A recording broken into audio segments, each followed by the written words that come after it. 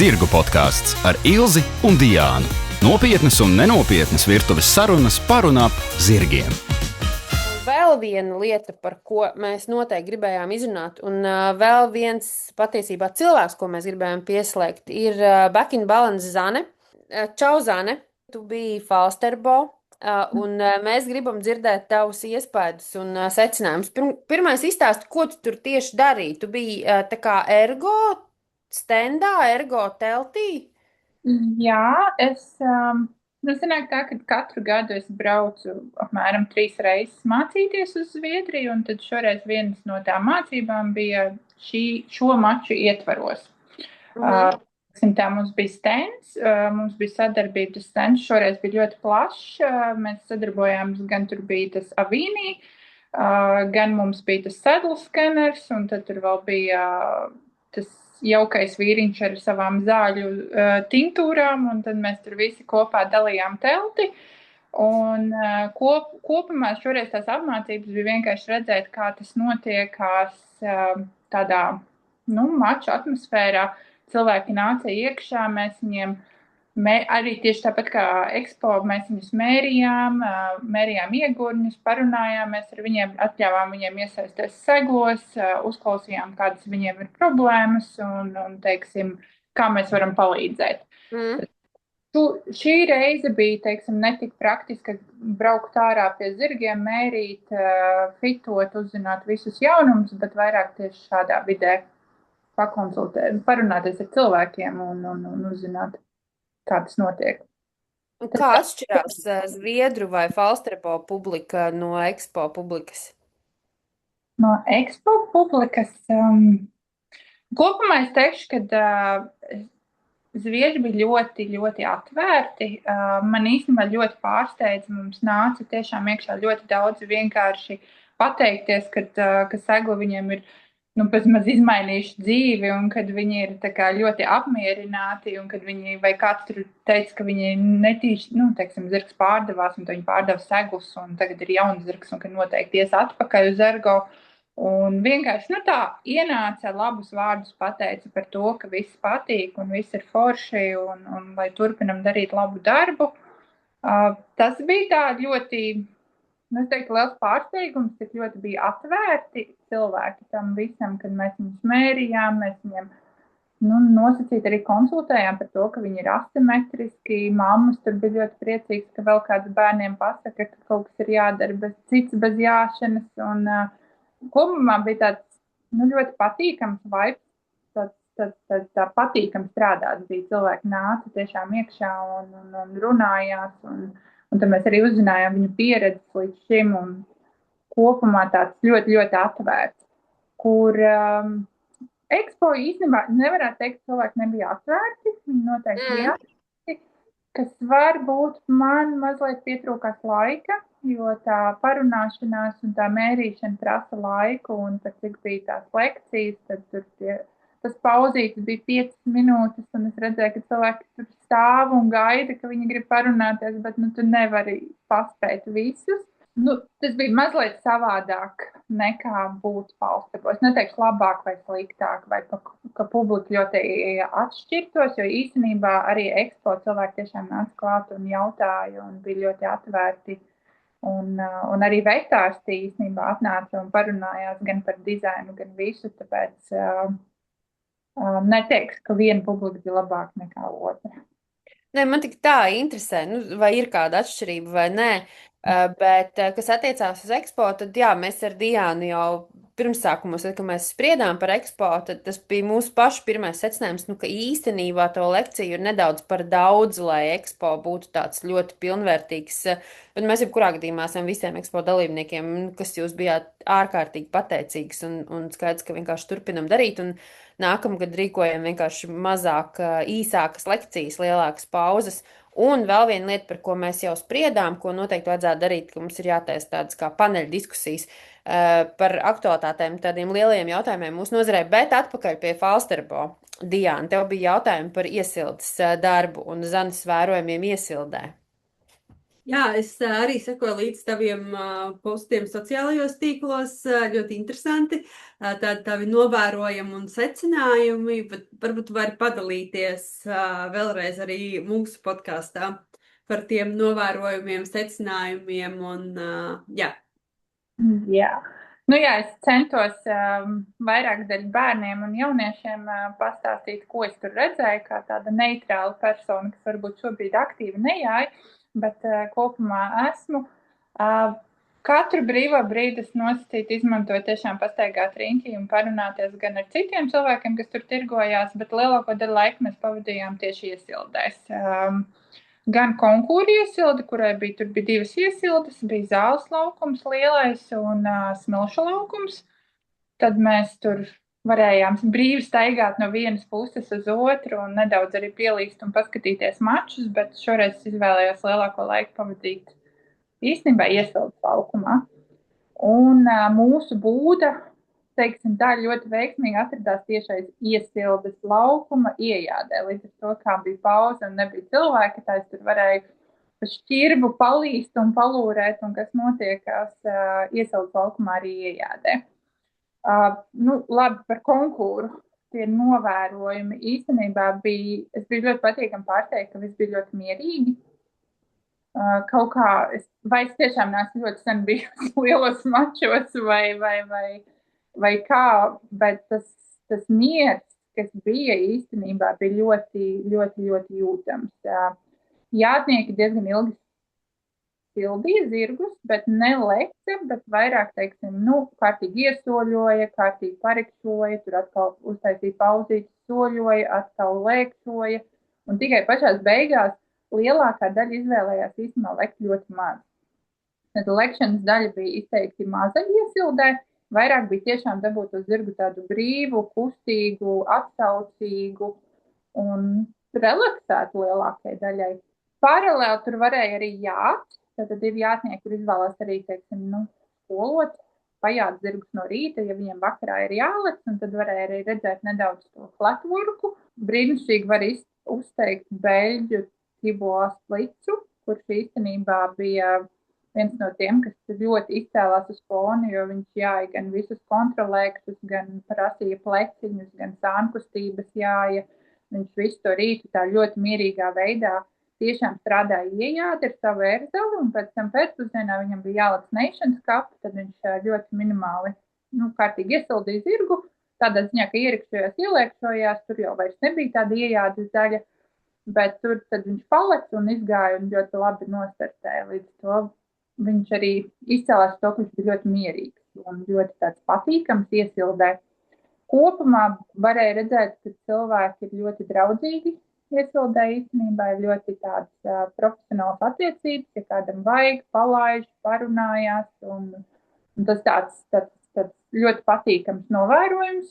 Man arī šķiet lielajās sacensībās, tas ir to, ko tu redzi no malas, tas, ka ir miers, tur neviens neiet, neplēšās, ja tev vajag, tad nekādas problēmas, tie šķēršļi ir pietiekami daudz, visi māk sadalīt, visi māk palīdzēt, nav tā, ka tur ir jākaro vai, es nezinu, sit pa rokām, nē, tagad tev nebūs, man būs vai tam līdzīgi, bet, man liekas, tagad ir tādas sacensības, tur visi zina savu darbu, visi ir atbraukuši uz to līmeni, un tur tāpat visi ieslēgt tajā maršrutā, un visiem vajag vienlīdzīgus noteikumus. Un man liekas, tas ir tas, ko tu stāsti, ir tas bonus tam, ka šajās sacensībās visi zina, kas viņiem ir jādara, visi zina, cik viņiem laiku vajag tam, un nekādas tur stresa, panikas vai tam līdzīgi.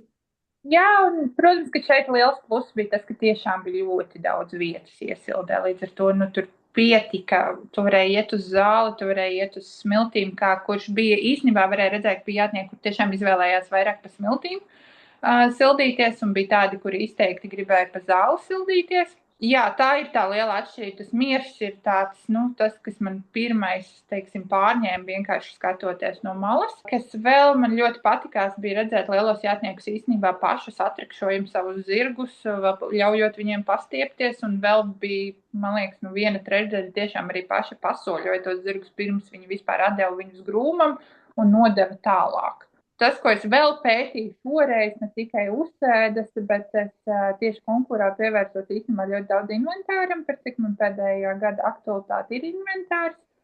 Ar ļoti lielu patīkamu pārsteigumu bija, ka, īstenībā 50% lec ar ļoti parastām trendēm. Tur nebija nekādi baigie dzelži, nekas savilkts, nekas pārvilkts.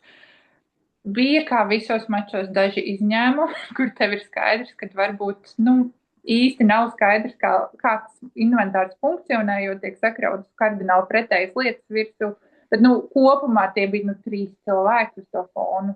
Visa pārējie ļoti, ļoti zolīdi. Tas viss tika izteikti mazāk spruntus, vai tā latviski viņus sauc par spruntu, vai bloks.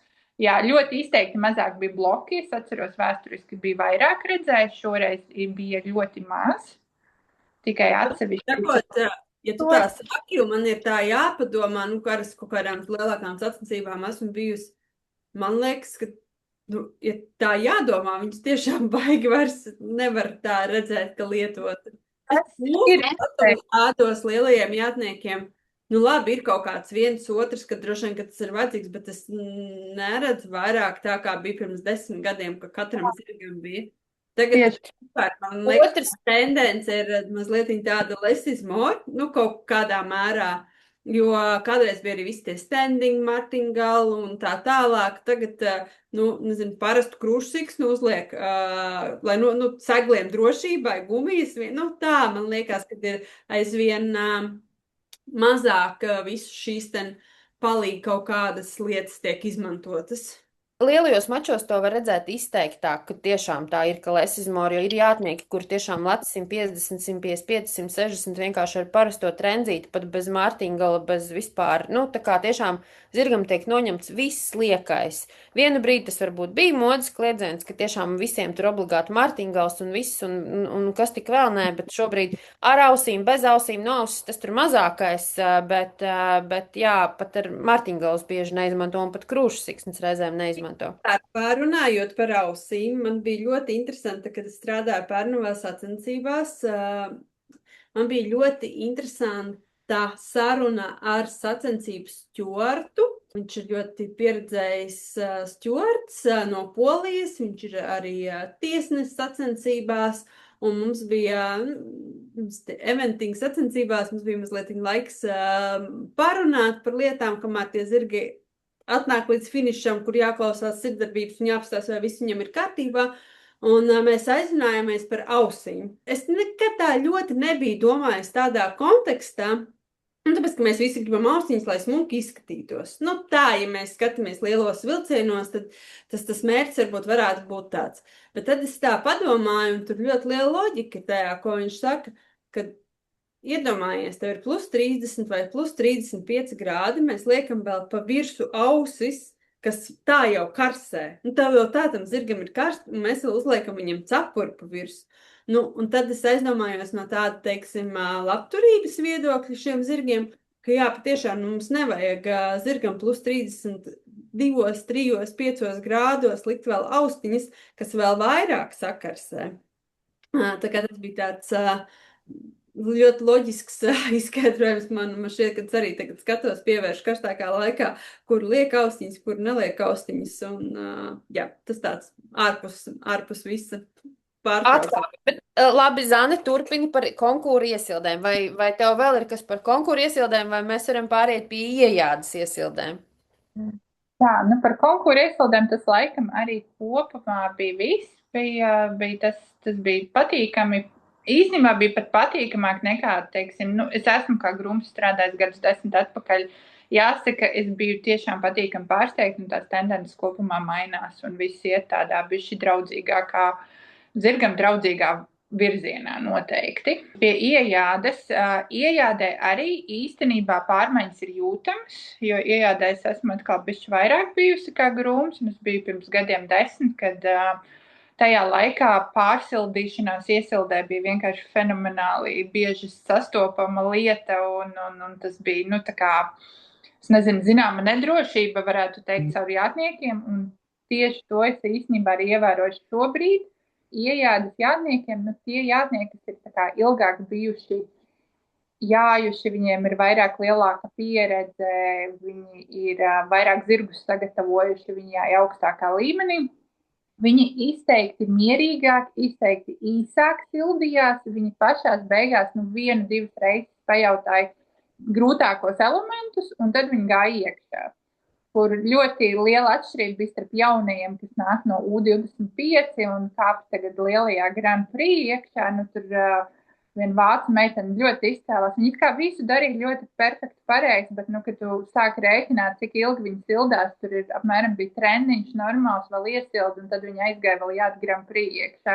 Kad, kā var pasakt, tā jūtama tā nedrošība, kas nāk, teiksim, ar to, ka tu esi jauns un tu esi iestājies tajā jaunajā līmenī, un ka tev liekas, ka tas zirgs varbūt nebūs pietiekoši gatavs tam startam, kur tie, kas jau ir ilgāk šajā līmenī, viņi noteikti izteikti labāk saprot to, cik daudz tam zirgam vajag un cik viņam, kad ir par daudz. Tā kā tas bija tāds ļoti spilgts novērojums. Protams, vēl, ko man arī pēc tam meitenes konkūri bija ļoti pārsteigts, ka iejādē mēdz arī puspiesēdējāt.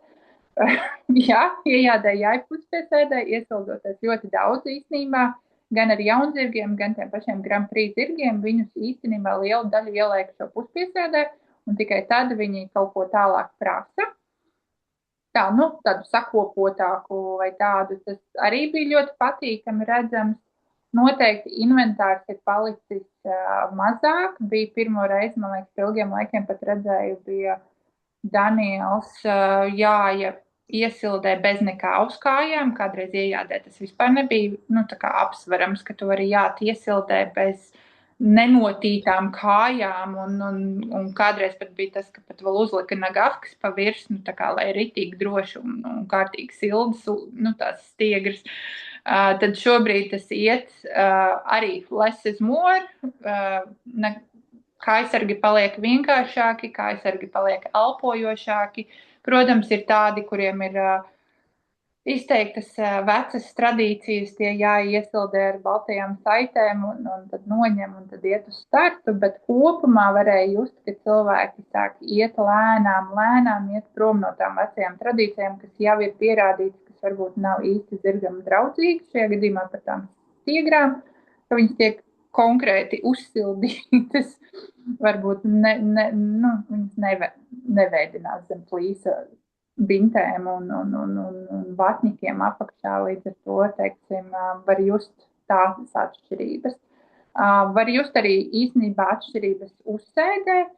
Ļoti patīkami bija pārsteigt par dāņiem, kur ir ļoti pēdējos gados investējušies. Viņi trenējās ar Kirklandu, kas ir, teiksim, viens no labākajiem šīs puses treneriem, un uzsēdes ir manām uzlabojušās ar to, ka viņas ir palikušas klusākas, viņas ir palikušas mierīgākas, netiek, kopskats paliek harmoniskāks, kur tā varēja just, ka Nīderlanda vēl nedaudz atpaliek, ka viņiem vēl joprojām vajag to šovu nedaudz, ka viņi, teiksim, ļoti... Ka viņi strādā. Viņi strādā, jā. Jā. Strādā. Un tas īstenībā, ja tev ir blakus tas, kurš jāja tā harmoniski mieru un kā viņi strādā, tad tas tiešām nenormāli durās acīs. Un tev pat liekas, tā kā nevajadzētu jau būt tik grūti. Tu jau esi Grand Prix līmenī gal galā. Jā, tā kā tu skaties un tu pat piekūsti skatīties vienkārši. Tev liekas, ka tas ir tik šausmīgi grūti, kur blakus tur, es nezinu, Zviedri, Patriks Kitels, kurš mierīgi sēž un vispār tādu neko. Tā kā uzsēdes arī īstenībā iet atpakaļ, ja vienu brīdi viņas bija kļuvušas ļoti, sauksim viņas par modernām, un kad ļoti daudz kustējās un šausmīgi liecās ar pleciem atpakaļ, un kopējais skats bija vairāk par tādu šovu, kas sākās pēc Totilas uzliesmojuma. Tad tagad mēs ejam izteikti pretējā virzienā, atkal sāk parādīties tā klasiskā iejāde, klasiskā uzsēde, viss tās, tas nāk atpakaļ ar ļoti lielu, un ja mēs skatījāmies, es arī pavēroju rezultātus attiecīgi, lielos vilcienos klasiskā ieselde noteikti klasiskā sēdēšana un viss tā jāšanas veids noteikti bija procentos daudz augstāk nekā, šovinistiskā, es nezinu, tāds lielais darbs, teiksim. Darbs, Es saprotu, ko tu saki, jā. Jā, un tas bija tāds ļoti izteikti, tādas kuriozisks novērojums bija, kad jaunieši, man viena klienta viņu nosauca par junioru stilu, kad ļoti patīk salikt daudzus dimantus visās malās un tā tālāk. Tad tur varēja just, ka tā jāšanas kvalitāte varbūt bija lielāka tiem, kas bija tādi vienkāršāki, teiksim tā. Nebija tik daudz blingu uz tā zirga, cik varbūt tiem, kas nāk no junioriem vai tur tāds, es teiktu, man klienti viņu nosauc par junioru stilu, kad jo vairāk akmeņu spīdīgu, jo labāk, bet kvalitātes ziņā es teikšu, ka tas nebija, jūtami bija, ka pietrūka vēl tā kvalitāte, bet, atkal tie ir jaunie atnieki, viņiem ir jāmācās. Tas nāks ar laiku, tas ir process, kam, man liekas, iziet jebkurš lielais Grand Prix atnieks cauri kaut kādām noteiktām fāzēm. Diana, mums tas vēl tikai priekšā. Tev arī, Zani, starp citu. Tev arī, Zani. Jā. Jā. Bet lielos vilcienos novērojam par iesildēm. Tas, ko tu saki par tām konkūru iesildēm, par sildīšanos un par to lekšanu augstu pirms lielajiem maršrutiem, tas pats, ko arī Kristaps saka, katru reizi, es tā baigi pateicu, it kā mēs reizi mēnesī to darītu, bet katru reizi, kad mēs analizējam kaut kādus lielos Grand Prix, viņš bieži vien piemin arī tieši sildīšanos, vai arī jaunieši jautā par sildīšanos un iesildēm, tad tas, kas ir arī, ko viņš arī saka, kā viņš arī sildās, ka tu iesildē leku, tu lekt laukumā, savukārt trenējies tu mājās. Cilvēki tur bija to darbu izdarījuši mājās un teiksim, tur viņi iesildījās un gāja lekt. Jebkurā gadījumā es tiešām novēlu jauniešiem īstenībā pabraukāt uz šādu veidiem mačiem un tiešām aiziet un kaut pusdienu tur patusēt un pavērot tās visas iesildes. Jo vairāk mēs esam iekš vides, kur ir labi, mēs redzam labu jāšanu, jo vairāk mums tas liekas normāli, teiksim. Ja mēs esam savā mazajā burbulī, kur varbūt tā jāšana nav tik augstas kvalitātes, mums tā kļūst par normu, līdz ar to noteikti ieteiktu braukt, ieteiktu iet skatīties. Falsterbrokā mači fenomenāli noorganizēti, noteikti būs ko darīt 3 dienas, mēs tur atspēršās, katru minūti izmantojām kaut kur iet un teiksim, tur varēja satikt to pašu Jensu, mēs tur arī papļāpājām, to pašu vetārstu, mēs tur Vācijas komandas vetārsts, mums tur beigās viņš man tur rādīja telefonā savas operācijas un vēl visu kaut ko mēs tur pusstundu pie iesildes norunājām. Līdz ar to var satikt ļoti fenomenāls cilvēkus un tas būtu jādara vairāk un vairāk. Vai vismaz jārāda. Es īstenībā esmu par to, ka iesildes filmē un iesildes rāda šos labos piemērus, lai teiksim, cilvēki redz, ka tas tiešām var būt arī tik jauki. Man arī šķiet, ka mēs jau esam gandrīz vienojušās, ka mēs arī ar Kristu Kliesmeti, ka mēs arī strādājam pie kaut kāda veida lekciju tēmas par to iesildes darbu tieši, jo tur ir daudz jautājumu un mums pašām arī ir pieredze no sacensībām mūsu līmenī. Tā. Bet Falsterbo notiek, man liekas, vairāk kā nedēļa kopumā, vai ne? Tā kā viss tas festivāls, un tad beigās ir tas Rolex Grand Prix, nāciju kauss un tas kulminācija.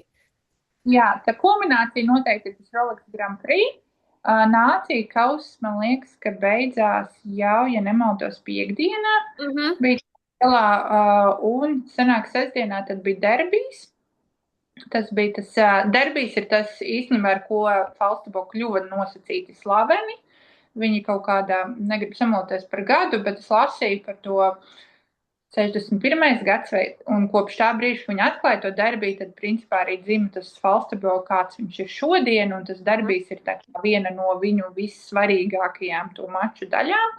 Tas ir tas galvenais notikums, ko varēja redzēt. Tur tribīnas bija principā pilnīgi pilnas, cilvēki stāvēja gar malām visur. visi sekoja līdzi. Iejāde tur, protams, arī kopumā, man liekas, bija ap 1000 jātnieki un zirgi visumā, un es pat neizstaigāju visu to teritoriju, jo tad, kad mēs devāmies prom, es ieraudzīju, ka tur vēl milzīgs bērnu laukums kaut kur ir aizmugurē iebāsts, ko es pat līdz tam stūrim nebiju aizpūlusies. Cilvēki arī, man liekas, man teica, ap 200 būdiņām ar tirgotājiem un visādiem stendiņiem, tā kā tur noteikti bija ko darīt, un sestdienā tur nakti varēja pa tām ejām pārvietoties, tur bija milzīgs skaits cilvēku.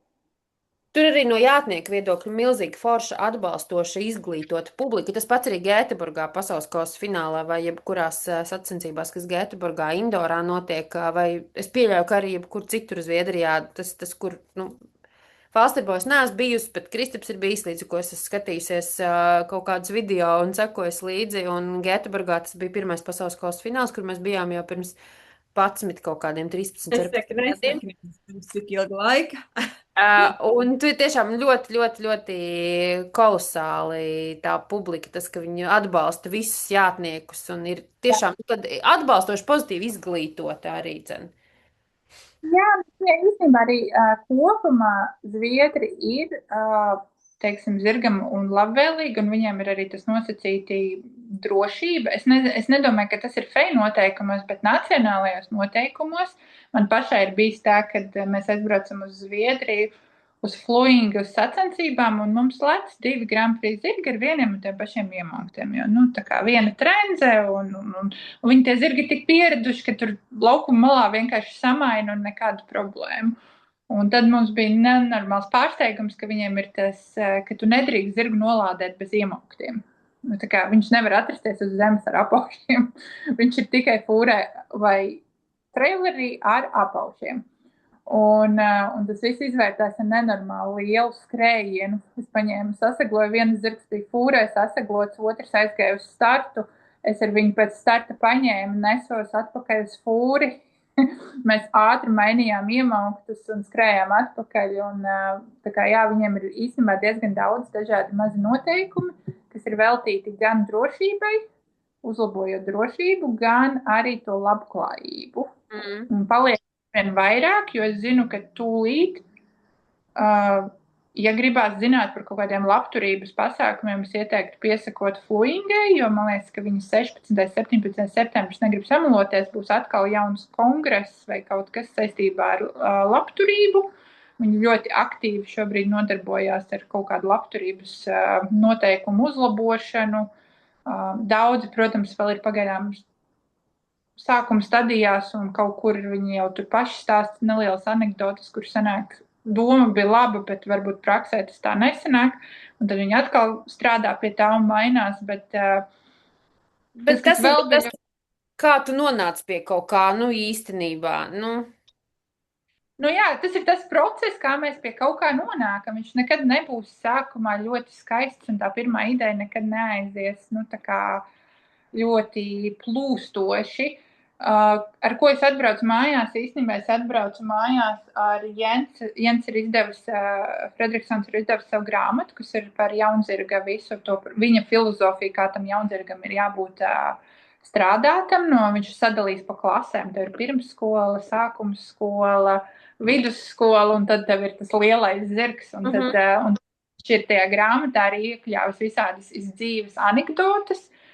Un lasot tās anekdotas, tu saproti, ka Zviedri šobrīd ir tur, kur viņi ir tieši caur tām anekdošu gadījumiem, kad viņi nebija tā, ka viņi bija piedzimuši ar segliem starp kājām un ka viss sanāca. Viņiem tiešām bija, kur tas pants Jens rakstīja, ka viņam bija tas pasaules slavenais treneris Moris bija atbraucis un viņš bija ar to savu ērzelu un viņš bija domājis, ka viņš tāds, jauns un domājis, ka viņš ir nazis un ka tagad visu to ērzelu gribēs pirkt un kad ir ritīgi labi un viņiem tā klīnika sāksies ar to, ka viņiem bija vienkārši jāuzkāp mugurā zirgam un jānokāp un tam zirgam bija jāstāv.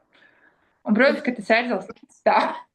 Un tas treneris tur izturējis tur 30 minūtes un pateica, ka ej prom ar to un savu sežonīgo ērzelu, viņš nav jājams vienkārši. Un viņš aizgājis prom un tāds, sarūktināts, un tad viņam viens no treneriem esot iedevis savu draivinga zirgu, kurš bija tajā laikā, viņš drivingā bija un vēl lecis nedaudz un skrējis iejādi, un viņš aiziet ar to zirgu, un tas zirgs visu dara. Un tas treneris saka, tas ir labi izglītot zirgs, un tad viņš pats smējās un teica, ka, ko viņš ar to gribēja pateikt. Dažkārt palīdzība vai laba skola nav jāmeklē ārpusē. Viņi ir tuvāk nekā mēs domājam, un es īstenībā domāju, ka mums arī jāatcerās, mums tiešām ir speciālisti, mums ir cilvēki, kas zina, ko dara, un mums vajadzētu izmantot viņus vairāk. Nevienmēr skatīties, ka zāle ārpus. Bet tas nenozīmē, ka nevajag svaigas zināšanas no ārpuses. Bet pastudējot zviedrus, es domāju, ka mēs varētu redzēt, ka tas kāpiens viņiem, kur viņi ir šobrīd augšpusē konkūra ziņā, ir noteikti noticis caur daudz šādiem aplausieniem, caur daudz šādām anekdotēm un kreatīviem risinājumiem, kā tikt, un lēnām ir izveidojusies tā bāze, tas, ko mēs redzam šodien. Kad viņi iet un viņi var vinnēt un dominēt nosacīti. Man jau liekas, ka kopumā diezgan daudziem tiem top konkūra jātniekiem, kas ir savu to ceļu cirtuši dzīvē vai cīnījušies kaut kur, ir ļoti daudz dažādu šādi stāsti par dažādas arī pieredzes sadarbības ar zirgiem. Un mēs bieži pieminam World of Showjumping portālu, jo tur tiešām arī ir intervijas ar jātniekiem, kur viņi tiešām arī stāsta par kaut kādiem arī saviem top zirgiem. Bieži vien, tā kā es viņu sākumā vispār nevarēju pajāt, es vispār teicu, ka tas nekad nebūs mans zirgs, un es vispār neko ar viņu nevaru izdarīt. Un tam, tie stāsti ļoti daudz un ļoti forši, tāpēc jā. Bet braukt un iedvesmoties arī vajag, tas ļoti, ļoti palīdz tiešām un iedod tādu jaunu sparu. Mēs esam jau ļoti ilgi, gan paldies, Zane, ar tevi runājuši, gan ar Diānu. Mēs jau pirms tam arī aizrunājāmies kaut kur garāk, nekā mēs varbūt būtu gribējušas. Es mēģināšu šo te samontēt pēc iespējas ātrāk, daudz neko negraizīšu, lai paliek kā ir. Un, kaut kur tiekamies, un tiekamies kaut kādos savos arī darbos kopīgajos, cerams, nākotnē tuvākajā. Sarunā. Labi, čau! Čau! Zirgu podkāsts ar Ilzi un Diānu. Nopietnas un nenopietnas virtuves sarunas par un ap zirgiem.